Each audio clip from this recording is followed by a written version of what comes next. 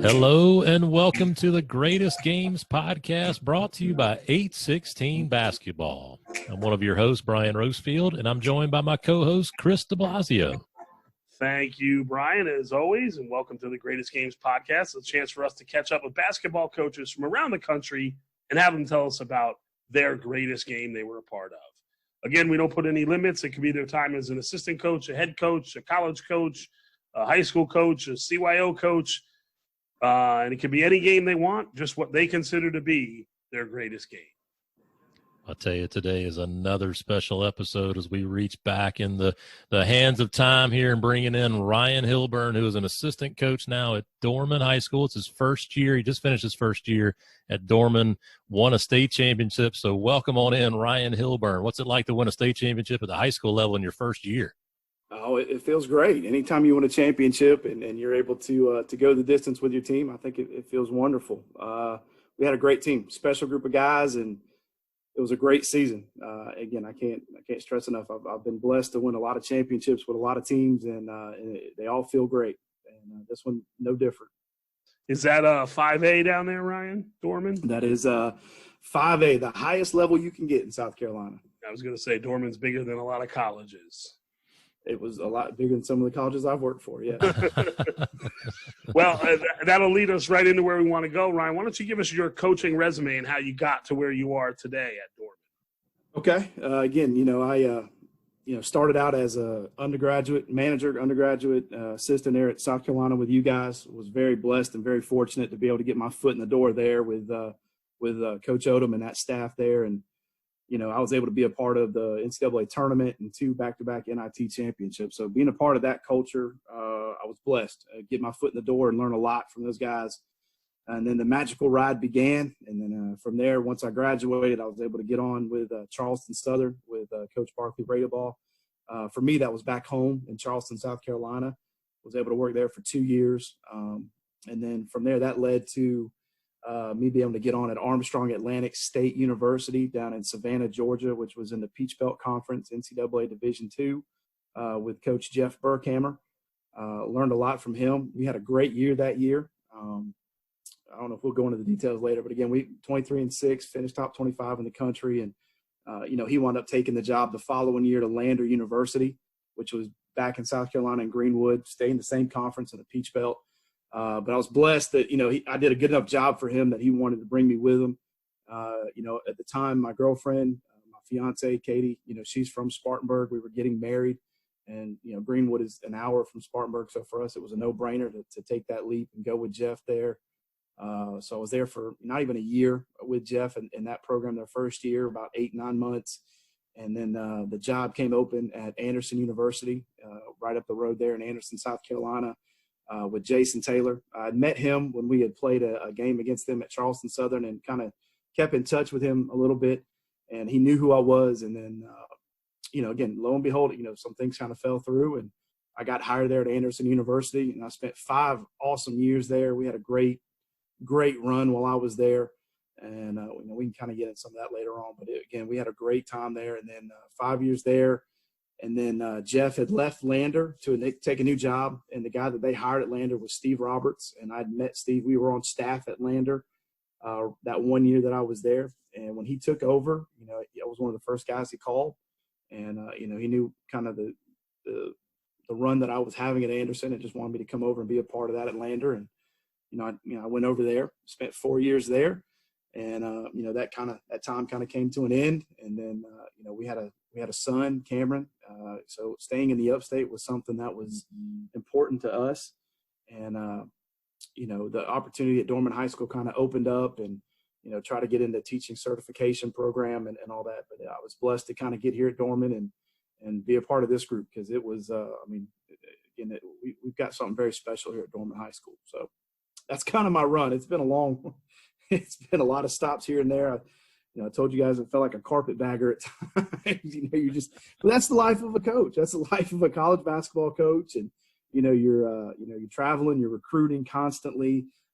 You're always trying to, get on the next thing moving forward. And that's a tough life. But again, that's what it was. That's what we chose. So. Well, I tell you, it's an incredible journey, and so Yeah. we're going to move into our Q&A session now.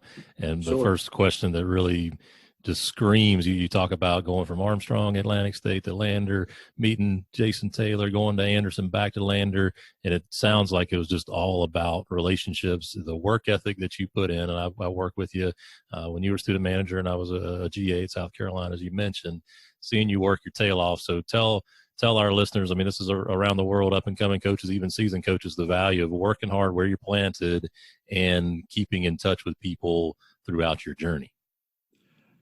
Again, the Lord has really blessed me with the relationships that I've been able to form. I mean, it's, the old saying, grow where you're planted, I guess, type deal.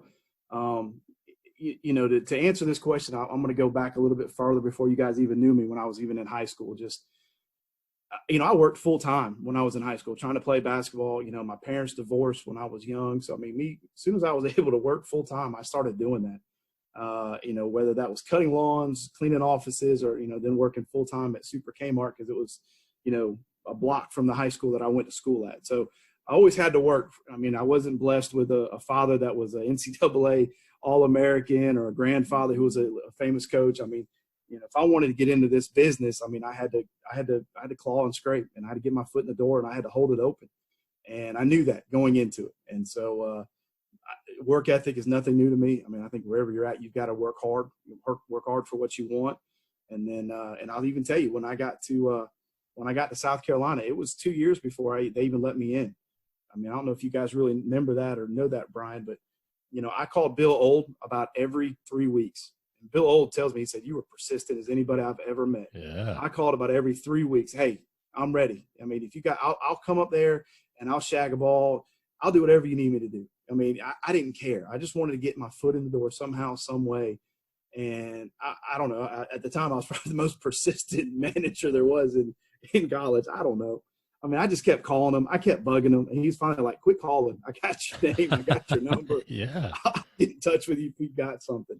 And I just said, "Hey, you don't have to pay me. I don't need – I just let me be around it, And he finally called me one morning, and he called me and said, "Hey, we've got some summer camp stuff. Would you like to come work camp?"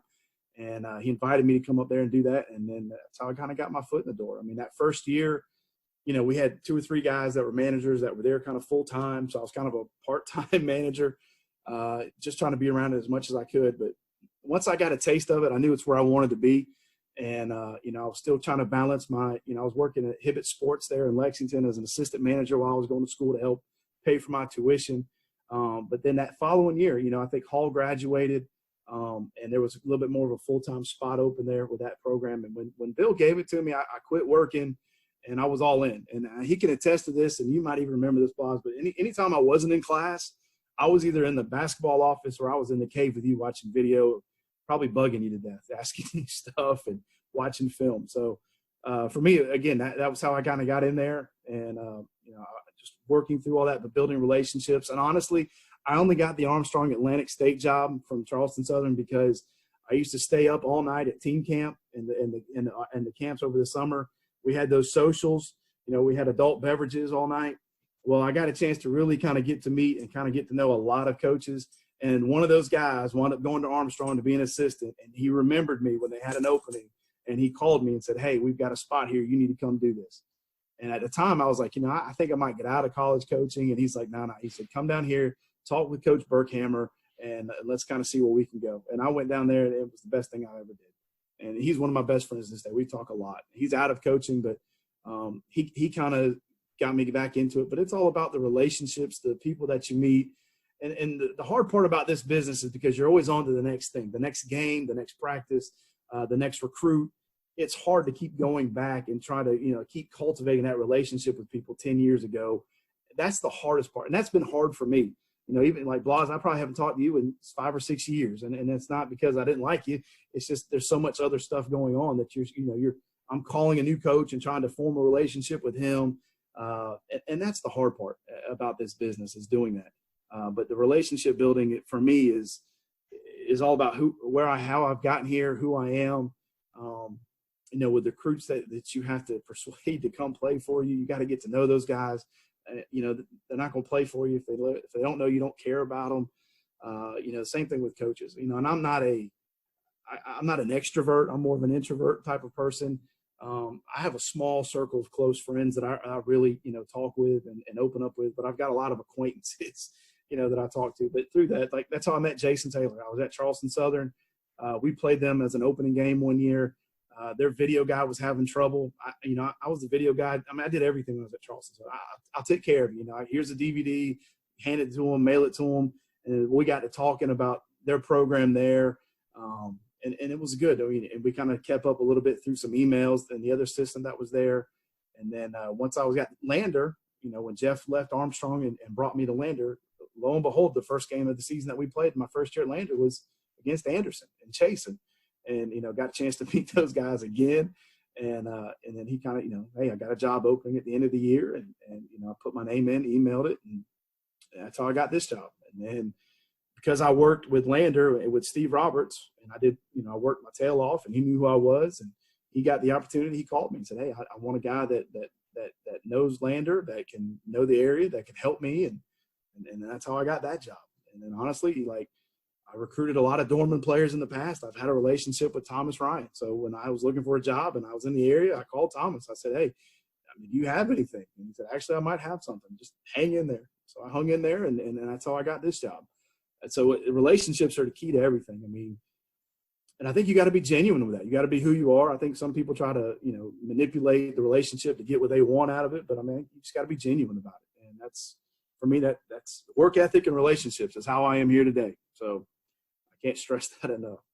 That that was a terrific answer, and it might also be the record for the longest answer to a single question so far. Oh, God.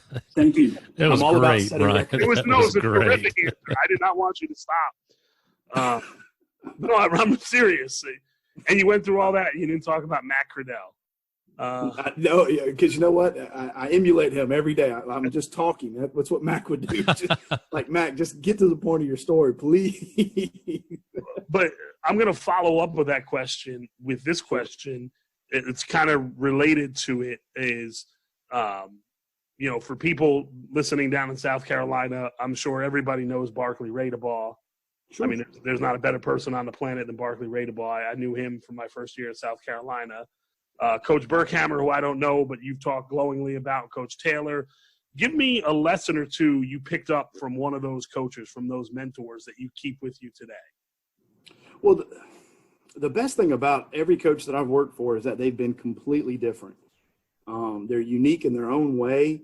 And I think, in any job that you have, I mean, you're either going to learn good things or you're going to learn some things that you don't want to do when you become your head coach. I learned a ton from Coach Odom. I mean, how detailed he was about everything. How, his biggest thing was I'll take a 3-star recruit and make him, I'll skill develop him to death where he becomes a great player.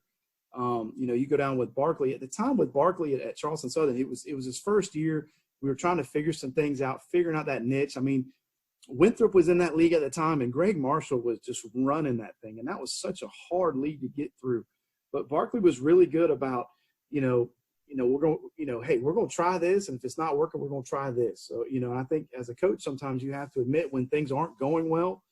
Hey, I might know the 2-3 zone bump defense, like the back of my hand, but if it's not working, you got to be man enough to say, hey, it's not working. You got to be able to adjust. And I think we did that a lot at Charleston Southern with Barkley. And then when I go down there with Armstrong with Jeff, and Jeff was, I thought Coach Odom was detailed. Jeff Burkhammer was very detailed. I mean, to the minute detail of what he wanted. He knew how he wanted it, and that's how he was going to get it every single time. Every set play he ran, how we did pregame meal, how we traveled. I mean, it was the same over and over and over again. I mean, he just gave me a sheet, and you just follow the sheet. That's all. He didn't have to. There's no improvising on that. Like, you don't improvise with him. But he was so. Gosh, he was so smart. X and O coach wise, I learned so much from him about executing things. Your practice plan. Down to the second, down to the minute, what we're doing. We're moving on to the next thing. He I learned a ton from Jeff. And then, then I go to Jason at Anderson University, and Jason was so much more. They were almost opposite, but they were so good on both ends of that spectrum. It was, we ran more of a motion offense with Jason. It was more about, teaching your players how to read things and then giving them the freedom to go make those plays. Whereas, with Coach Burkhammer, it was more set actions. When I tell you to screen, I want you to screen. That's all you're going to do. You don't do anything else. Do that. And if your job is to come off a flare screen and hit a shot, that's your job. With Jason, it was more about teaching our players how to read the action, how to make plays. We were a little more different. Jeff was a lot of traps, zones or mans. We were trapping the ball off a dribble, off a pass. Whereas Jason, it was more of, we're not doing that. We're more of a bend but don't break type defense. Be solid with what we do. So again, I learned so much from those guys that I have so much experience with so many different things.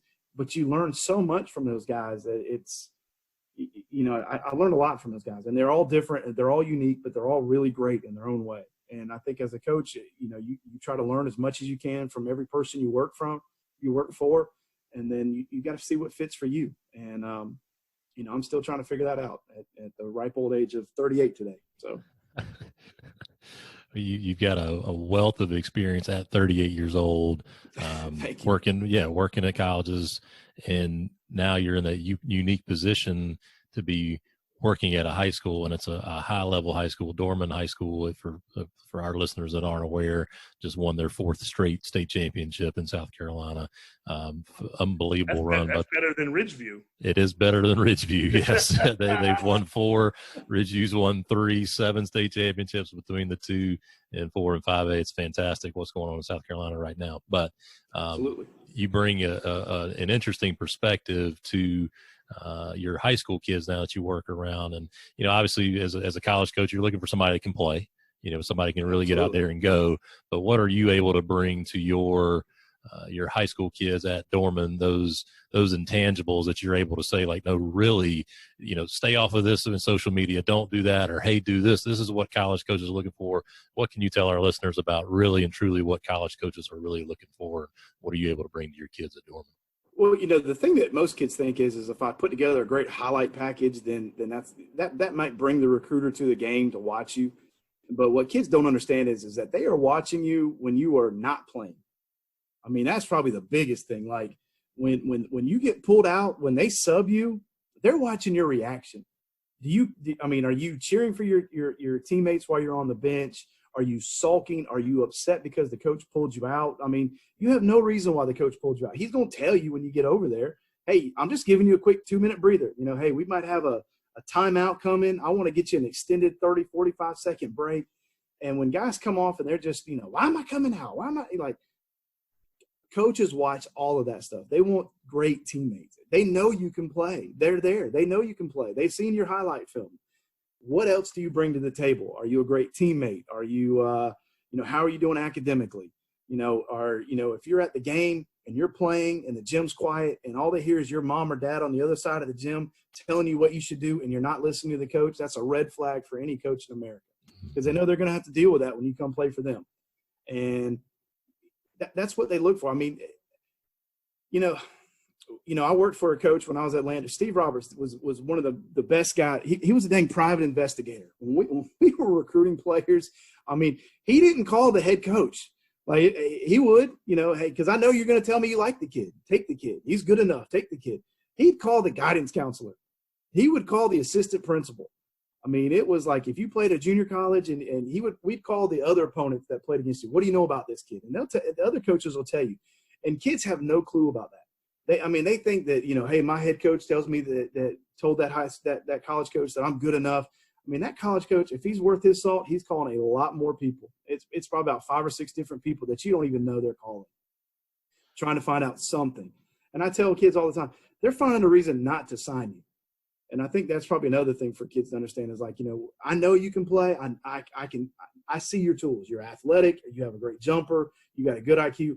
But why should I not sign you? And I think that's probably the biggest thing that a lot of coaches go out looking for is they're trying to find a reason. Why should we not sign you? Why is somebody else not signing you? And I think that's what kids need to understand is, their social media, how you act in a game. What's going on? It's, they're trying to find a reason not to sign you. And that's why I tell my kids, hey, don't act up. Hey, coach pulls you out, just get off the bench and listen to us. Listen to what we're trying to tell you. Be great teammates. Be selfless. And, every team that I've won a championship with, no matter if that was Anderson, Lander, South Carolina, we had great chemistry, and we were selfless, and we cared about each other. And it's no different when I was at Dorman this past year. I mean, our kids had great chemistry, selfless. You got to cheer your teammates' success, and you've really got to, you got to buy into that. And if you don't, you're not going to win. Ryan, you said a bunch of great things there. One, I always tell recruitable kids that are getting recruited in any sport or any level that I know, I always tell them, and you said it, they know you can play. They've got that. They wouldn't be recruiting you if you couldn't play. So I'm not in the gym if you can't play. Right. They know that already. You talk about body language, and I won't say the player's name, but when we were at South Carolina, Coach Odom came to me one day and he said, Hey, Blas, I need you the next couple practices. Whenever we scrimmage, just film this one player. Because I keep telling him about his body language, but he doesn't believe me. He thinks I'm picking on him. He goes, and I want to show him his body language when we're scrimmaging, when we're playing. And I did it for like 3 practices in a row and gave it to the coach, and he met with that player. And I don't know the full result of it. I wasn't in the meeting, but it was something that he talked about and was like, this player was an excellent player. This player is a great person. We all know this player very well. And, but his body language was bad. And Coach really wanted to talk to him about that, about how that would help improve our team if his body language improved. Well, and again, he wasn't necessarily being negative toward his teammates or, but it was just his general body language. No, and I agree. I've had a couple players like that. I had one at Lander who was a third team all conference player. I mean, he's so down on himself, but it's like, if you're the best player, you can't do that. Like, everybody feeds off of your body language. If your head's down, if you're complaining, like, the other guys, they react off of that. And I even taken it one step further, even as a coach. Like, when I stepped in at Lander as the interim head coach, I would, when I worked for Jason Taylor Anderson, it was a point of, I'm not getting into the officials. When I start yelling at the officials and worried about their calls, the players feed off of that.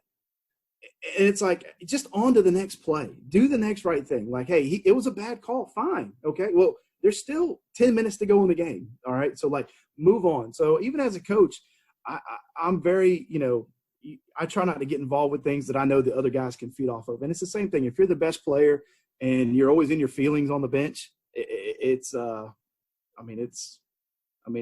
distracting to your other players. It's so true what you said. I finally figured it out. My last year of JV coaching was just don't say anything to the referees. Like, why? If it's no disrespect to them, but like if they were better at their craft, they'd be working in college. Mistakes. They're going to make mistakes. So coach my team, and let's focus on what we can do to improve and help our kids get better. And it's not always easy to do, but anyway. So, Ryan, as you know, the name of the podcast is the Greatest Games Podcast. So we'd love to hear about the greatest game or greatest games if you have a couple that you've ever been a part of, any kind of background information you can tell us and why they're so special to you. The one that I chose, I've won a lot of championships. I've been a lot of special games. I actually chose my first win as a college basketball coach. I don't know if that was selfish or not. I don't know. I love it. I just thought, a new perspective, I guess, from something. I mean, just, I took over, and my first game as the interim head coach at Lander was at number 5 ranked USC Aiken. And I took over on a Tuesday night, or basically a Wednesday morning. The first thing I did as a new head coach was I put in new offense. Yeah, I love it. We weren't playing very well. We were like 6 and 11. And we had very talented players. Okay, our chemistry wasn't great. A lot of things going on. We were talented. We should have had more wins, but some things weren't working with our offense, and we'd already kind of made an idea to change it. So that was one of the first things I did. We started working on a new offense, new sets, more of a 4-out. We were 4-out, 1 in. We went more to like a 3-2 look. We changed some things. So we went to Aiken, and we had a lead at half. We played really well the first half. I think we were up like 7 or 8. We lost a tight game at the end. That was my first time as a head coach. I mean, it was a lot of stuff going on as a coach, as your first time. And then we had the weekend to prepare. So it was Wednesday night. We were playing North Georgia. They were at our place at Lander. And, the best thing about it is that it was like Spirit Week at Lander. So we had a packed house. We had a lot of kids there, a lot of fans. It was really loud. And, we didn't play very particularly well. I thought we would play a little bit better than we did at Aiken. I thought we could finish the game. We didn't come out and play very well. And, some guys were trying to make some shots, trying to force the action a little bit. And, we were down, I think, 7 or 8 at half. And I just kind of went in there and I just told our guys, I said, we just got to get better at what we're doing. That's it. Like, we're taking good shots. Our defense has got to get a little bit better. Obviously, we made some adjustments on what we're doing on ball screens. But, for the most part, it was just do what we do, but do it better. Okay, play at a higher level, be better, just continue to be selfless with the ball and move it. And I thought the second half we played really well. And, to the point to where they actually changed their defense to a zone, which they had not ran in like 10 games. They went to a zone. And it kind of threw us off for about 2 or 3 minutes until we can kind of, get in a rhythm. So we ran some stuff. We got down late, like 5 or 6, and then we made some really good plays at the end there. One of my sophomores came off the bench, if I'm not mistaken. He hit a 3 towards the end of the clock, and it tied it up. And we went to overtime. And, I love overtime games. I had a ton of them when I was at Anderson and so much even at Lander my first couple of years there. But just tell our guys, hey, we got 5 more minutes. We're fine.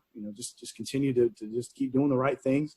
We kind of found a rhythm against that zone, and then we went to overtime. And I think I wrote it down here.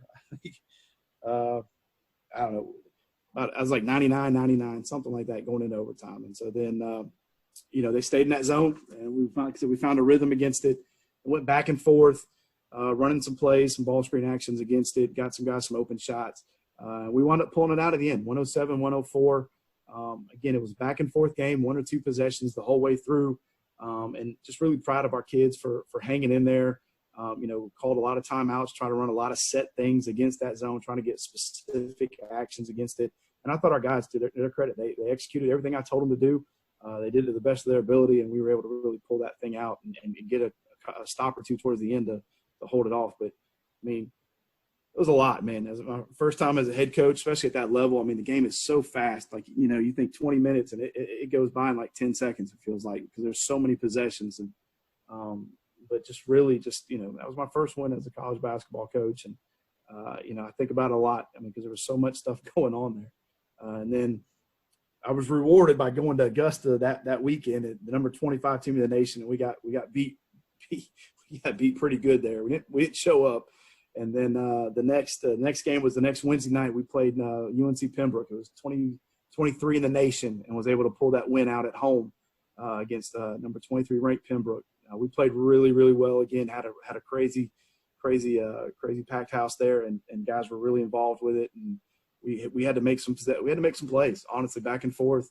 Finding some wrinkles off some set plays to get some guys some looks, and our guys defended their tail off. We won that game. So, those are 2 games. My first one, and then obviously the second win that I got was a top 25 ranked win. So it was pretty good. I felt really good about it. Did it feel – I'm sure it felt good, but describe how good it felt getting a win so early on when you took over as interim coach. Like, you didn't lose 10 in a row and then finally get a win. It felt – it's almost like, hey, you're doing the right thing. Like, the kids are listening to you. They're not folding, because they could have easily folded. With my head coach had just resigned. They knew that the search was starting, and I'll be quite honest with you guys, and I haven't told many people this, but I'm sitting over there against North Georgia, and we're waiting to play, and the girls' game's going on, and one of the assistant coaches is over there talking to my AD and president, trying to get his name involved in the job. Same thing at Pembroke. So I'm sitting on the other side of the gym, and those guys are over there trying to get the job that I have right now. Same thing at Pembroke. The president and the AD are on the other side of the gym. Well, their head coach, they're over there trying to, they're over there talking to those guys and trying to get in for the job. And I'm sitting over there like, I got nothing else to do. We got to play. And that was for me a very hard learning experience. I think, I felt like I was always ready to be a head coach. I always, I've worked so hard to put myself in that position. But then once you're given that title, I don't think I ever felt more alone in my life. You're so isolated. It was hard. But I was so proud of our kids and myself for getting through that. They always say that's the hardest 18 inches to move over from the assistant coach seat to the head coach seat.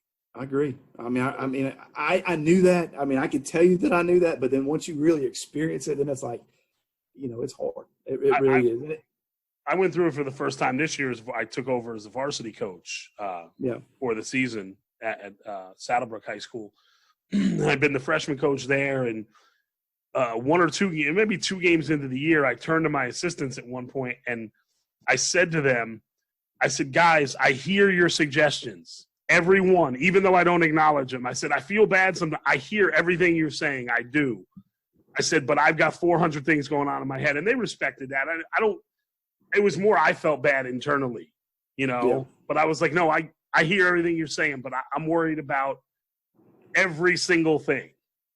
I'll tell you, the number one thing that always kept coming to my mind, it wasn't the play tendencies. It wasn't what the other team was running, what we were going to run. Substitutions and trying to get guys in and that feel for, all right, about 2 or 3 minutes, we're going to try to bring some of these guys in and kind of just see where they're at. In high school, I mean, let's be honest. I mean, you might have 6 or 7, and that's probably about as deep as your bench is going to go. I mean, when the level that I was at, I had 2 this year. Okay, so we had a deep. We were deep at Dorman. Okay, I'll tell you that. But when I was at Lander, we're all deep. All those guys were top players, and one night, like I said, against North Georgia, I had a sophomore who came in and he had like 17 points off the bench, and I should have played him more, and I didn't. And the next time we played, he didn't play very well. So I mean, you're always trying to figure out who's playing well, keeping that in your mind. And then trying to keep your same rotations. Like we were real big with our bigs, 2 or 3 minutes, get them out, get a fresh guy in. And you're trying to keep that up. And I finally just told my assistant, I said, man, you really got to help me with substitutions. I was like, I'm thinking of the next play, making sure we're in the right defense. Like you really got to help me with substitutions. And for me, that was probably the biggest challenge was because nobody's happy. I mean, they're not happy unless they're playing 40 minutes. And I get that. But that's not real world. We're playing like, the best guys, whoever's playing well, we're going to go with. And again, that's another detail. Going back to that North Georgia game, I had to make a decision. I pulled my starting point guard. He had 5 turnovers. He wasn't playing very well. The backup point guard, that sophomore, was playing really well. And I had to make a decision. And about 2 minutes to go in that overtime, I pulled my point guard and I put him in. And that won us the game. So, I mean, sometimes you got to go with that gut feeling, but just trying to juggle all that, it's a lot. Describe, I'm putting myself in your shoes. You get the call, hey, coach has resigned. Hey, you're taking over. What's the mixture of feelings, and also how much sleep did you get the night before your first game? Not a lot that week. I mean, it goes from this is just me. I mean, again, I can only speak for myself, but like when I got that phone call, I felt like I let that head coach down. As an assistant, like, he's resigning, things aren't going well. I guess I ultimately look at it, it's something that I did. I wasn't working hard enough. I didn't come up with some of the right suggestions. I put a lot of that on me. Probably shouldn't have. I mean, but that's just me. And then from there it was, okay, well, I got the number 5 team in the country coming up. What are we going to do? And what am I going to tell these guys? How am I going to get these guys to buy into what we're trying to do? And again, I wrote a lot of things down, but when I got in there with our players, I was like, look, coach is gone. I said, we can only control what we can control. And that's how we approach every drill, how we approach every practice, how we approach every game. We can still get back. And like I said, we were 6-11. We were towards maybe the bottom third of the league. And we had just won. It was MLK Day on a Monday. We had just won that game against Clayton State. We kind of had a bye on that Wednesday before we played on Saturday. So that gave us a whole week to really, to let all this go happen and then just kind of, get locked back into the routine. And, again, I went 6-5 in the regular season as the interim head coach. The 5 losses were Aiken twice, top 5 in the country. I think at Augusta twice, who was top 25 in the country. And then at Francis Marion, who was top 25 in the country at the time. All 3 of those 3 teams gave me my 6 losses, and they all made the NCAA tournament. So we just could not figure out a way to beat one of those teams. So, but there's a lot. I didn't get a lot of sleep. I mean, just trying to figure out a way, put my kids in the best situation to succeed. So it was a lot. And then on top of that, trying to win a job, prove that you can do the job. And then probably, the very last resort is trying to find a new job.